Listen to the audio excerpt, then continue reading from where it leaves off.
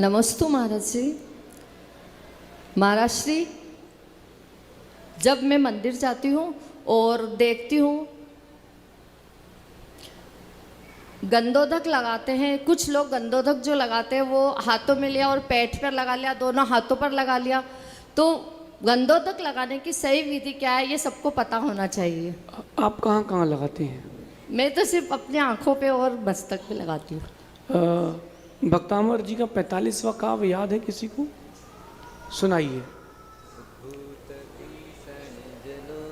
एक साथ पढ़ लीजिए, याद होगा आप लोगों को। उद्भूत भीषण जलोदर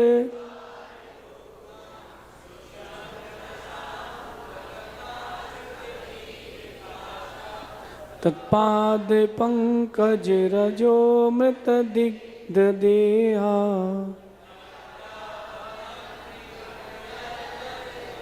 आपका उत्तर इस श्लोक में लिखा है।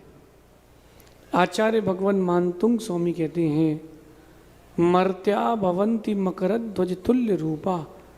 मनुष्य जो रोगी था, जिसको जलोदर जैसे रोग हो गए थे, वो आपके चरणों की रज ले लेने से मकर ध्वज यानी कामदेव के समान हो जाता है। लेकिन उसमें एक शब्द आया है, दिग्ध देहा।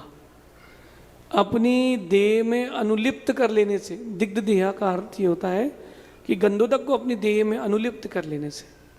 माँ, उत्तम अंग में गंधोदक को लगाना चाहिए। फिर भी कभी किसी को कोई रोग हो तो भगवान के चरणामृत से बढ़ के कोई औषधि नहीं है। ध्यान रखना। मैं आपको अपना एक दृष्टांत बताता हूँ। जब मैं व्यापार कर रहा था तो रोज अपने मंदिर से अभिषेक के बाद, शांति यात्रा के बाद, गंधोदक प्लेट में लाता था और दुकान के गल्ले में डालता था कि हमारा सब मंगल हो, हमारा सब मांगलिक हो। तो जो दुकान में स्टाफ था उसमें से एक ने कहा कि भैया ये हम भी लगा सकते हैं क्या? मैंने कहा हाँ। वो कास्ट बाई कास्ट वो सेन था। सेन समझते ना आप? सेन, तो वो सेन था बार्बर। मैंने कहा लगा सकते हो, कोई बात नहीं। तो बोले मैं बताऊंगा नहीं आपको कहाँ कहाँ लगाऊंगा। मैंने कहा तुम्हारी जो श्रद्धा हो, ये हमारा गंधोदक ये बहुत पवित्र है, इसकी असाधना नहीं करना। और उसने लगभग 15-17 दिन लगाया और उसके बाद आकर उसने कहा कि भैया मेरे पूरे शरीर में इंटरनल पार्ट्स में सफ़ेद दाग हो गए थे, लेकिन ये आपने जो दिया इससे मेरे दाग पूरे ठीक हो गए। तो उसकी श्रद्धा थी तो ठीक हो गया।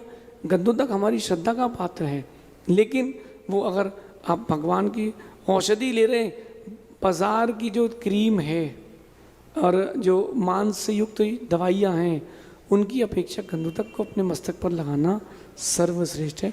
उत्तम अंग में लगाएं, लेकिन कभी किसी को कोई रोग हो तो आप विकल्प ना करें। वो रोग भी भगवान के गंधोदक से क्षय को प्राप्त होगा, ऐसा समझिए।